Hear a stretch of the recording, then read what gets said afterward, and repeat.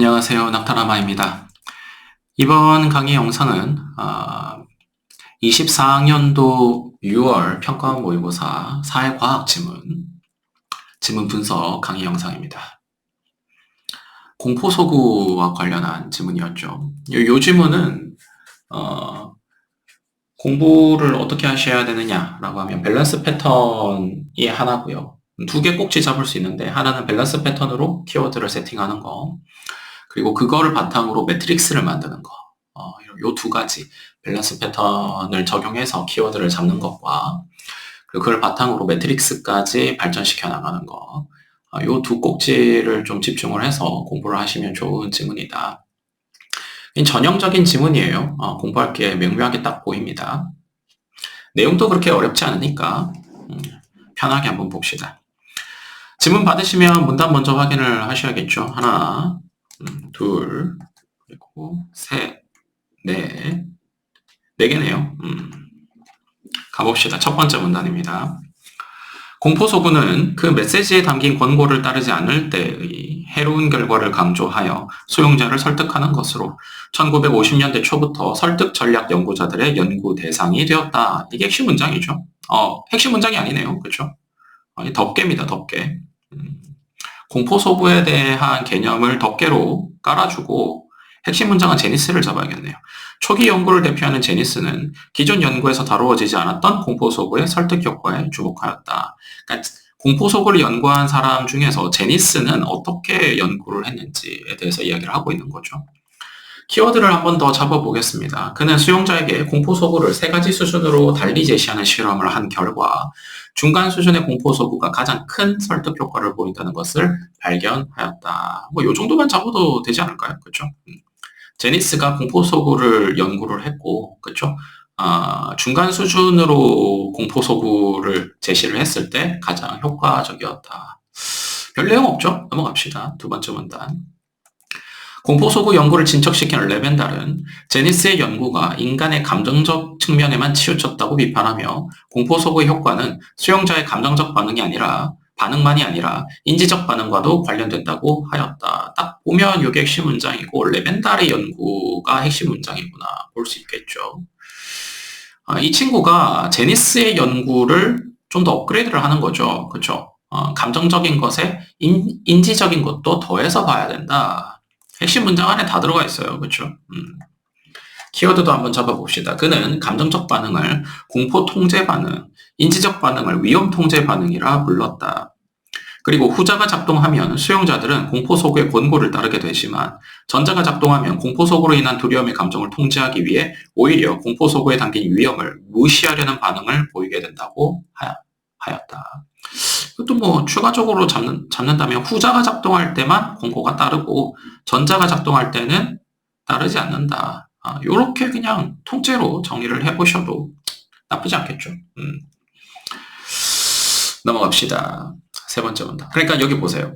이게 너무 대놓고 OX잖아요. 레벤달의 연구도 감정에 대한 인지를 더하는 거니까. 그렇죠? 밸런스 패턴으로 이것도 결국은 OX의 관계 아닙니까? 그렇죠? 그리고 공포 통제 반응은 효과가 없고 위험 통제 반응은 효과가 있다. 이것도 대놓고 OX 반응이죠. 그러니까 키워드 세팅이 항상 되게 편향적으로 나오지 않아요. O가 나오면 O에 해당하는 키워드가 나오면 X에 해당하는 키워드가 나오게 되어 있습니다. 플러스 마이너스 될 수도 있고요. 혹은 이게 긍정 부정이 아니더라도 A 하면 B가 나올 수도 있는 거예요.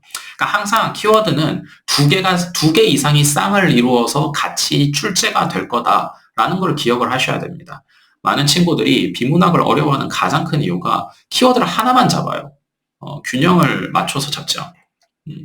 이런 거 잘 기억을 해두시면 좋습니다. 가장 기본적인 형태예요. 고전적인 형태죠. 자, 가봅시다. 세 번째 문단입니다. 이러한 선행 연구들을 종합한 위티는 우선 공포소구의 설득 효과를 좌우하는 두 요인으로 위협과 효능감을 설정하였다. 누가 봐도 여기도 밸런스 패턴이 들어가는 거죠. 위티라는 친구가 어떤 연구를 했는지, 그렇죠? 위협과 효능감을 설정해서 더 정리를 했다 이 말이죠. 연구가 발전되고 있는 게 보입니까? 키워드 잡아봅시다. 수용자가 공포소구에 담긴 위험을 자신이 겪을 수 있는 것이고 그 위험의 정도가 크다고 느끼면 그 공포소구는 위험의 수준이 높다. 그리고 공포소고에 담긴 권고를 이행하면 자신의 위험에 예방할 수 있고 자신에게 그 권고를 이행할 능력이 있다고 느끼면 효능감의 수준이 높다. 위협은 어떻게 쓰고 효능감은 어떻게 쓴다라는 게 개념적으로 정리가 됐죠. 개념적으로 정리가 됐으면 뭐가 나오겠어요? 사례가 나오겠죠. 나옵니다. 한 동호회에서 회원들에게 모임에 꼭 참석해 주세요. 불참 시 회원 자격이 사라집니다. 라는 안내문을 보냈다고 하자. 회원 자격이 사라진다는 것은 그 동호회 활동에 강한 애착을 가지고 있는 사람에게는 높은 수준의 위협이 된다. 그리고 그가 동호회 모임에 참석하는 일이 어렵지 않다고 느낄 때 안내문의 권고는 그에게 높은 수준의 효능감을 주게 된다. 사례 정리죠.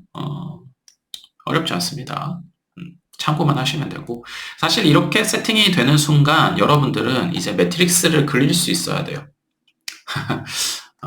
이렇게 그리면 되죠. 위협이 높고 낮고 그렇죠?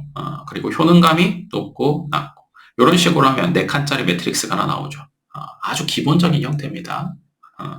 여기를 채우는 내용이 나오겠죠. 되게 정석적이죠. 이 질문 연습하기 좋습니다. 그래서 넘어갑시다. 네 번째 문단. 아마 세 번째 문단에서 지금 보시면 여기에 나왔던 이야기들을 네 번째 문단에서 채워주겠죠. 어떻게 채워나 한번 봅시다. 위티는 이 두 요인을 레벤달이 말한 두 가지 통제 반응과 관련지어 다음과 같은 결론을 도출하였다. 그렇대요. 위티의 결론이 나온 거죠.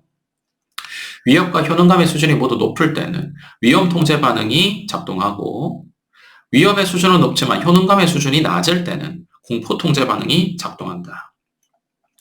그냥 이렇게 정리하시면 되겠죠. 그러나 위협의 수준이 낮으면 수용자는 그 위협이 자신에게 아무런 영향을 주지 않는다고 느껴 효능감의 수준에 관계없이 공포소구에 대한 반응이 없게 된다. 이렇게 정리된 결론은 그간의 공포소구 이론을 통합한 결과라는 점에서 후속 연구의 중요한 디딤돌이 되었다. 여기 보시면 아시겠지만 텍스트로만 정리하면 되게 뭔가 정보량이 많아 보여요.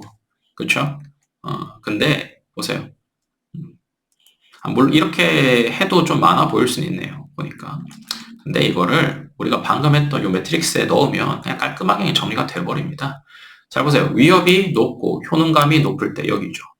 위험 통제 반응이 오고 위험 통제 반응은 효과가 있어요, 없어요? 있는 거죠. 위협이 높은데 효능감이 없어. 그러면 공포 통제 반응이 일어나고 공포 통제 반응은 효과가 있습니까, 없습니까?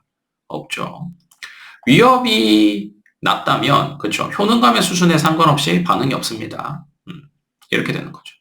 깔끔하지 않습니까? 그렇죠? 요즘은 되게 쉬운 질문입니다. 그래서 요것만 잘 봐도 되겠죠. 그리고 이제 공부를 좀 하셨던 분들은 요런 세팅 딱 보는 순간 어디서 많이 보던 세팅인데 싶을 거예요. 그렇죠? 2018학년도에도 있고요. 17학년도에도 있고요. 사실 거의 대부분의 비문학 지문이 이제 요런 괴리들, OX의 괴리가 왜 나타나는지를 물어보는 문제로 발전이 되거든요. 요런 거 잘 보세요. 자, 정리 한번 해봅시다. 그래서 처음부터 덮개가 있네요. 그렇죠? 처음부터 덮개가 있고 제네스의 연구, 레벤달의 연구, 위티의 연구 이렇게 차례대로 발전이 되는 겁니다. 그리고 위티의 결론에서 이렇게 되죠. 정보량이 얼마 없죠? 난이도가 낮은 지문이다. 탑도 한번 쌓아봅시다. 공포소구 개념으로 덮개를 먼저 씌우고 그 위에 제니스 연구 올리고 레벤달의 연구가 있는 다음에 위티 연구가 있고 결론이 있고 이렇게 하면 되겠죠. 이제 학생들 중에서 선생님 저는 그냥 1, 2, 3을 나란히 쌓고 싶은데요 라고 하시는 분들도 있는데 뭐 그렇게 해도 크게 문제는 없습니다. 다만 제가 이렇게 위로 올린 이유는 이게 발전되는 이 형태를 볼 수 있어서 그래요. 보시면 제니스는 감정적인 것만 했는데 레벤달은 인지까지 하면서 업그레이드를 시키죠. 그래서 제가 일부러 이걸 올린 겁니다. 그래서 나란히 탑을 쌓아도 크게 문제는 없지만 이 지문의 흐름을 좀 더 잘 살리는 방식의 탑 쌓기는 차례대로 올리는 게 아닌가 이런 생각을 저는 합니다. 그래서 이 정도 참고해 주시면 되고 요 지문에서는 요 매트릭스 하나 나오면 사실 끝나죠. 되게 간편하고 공부하기 쉬운 좋은 지문이다. 그래요.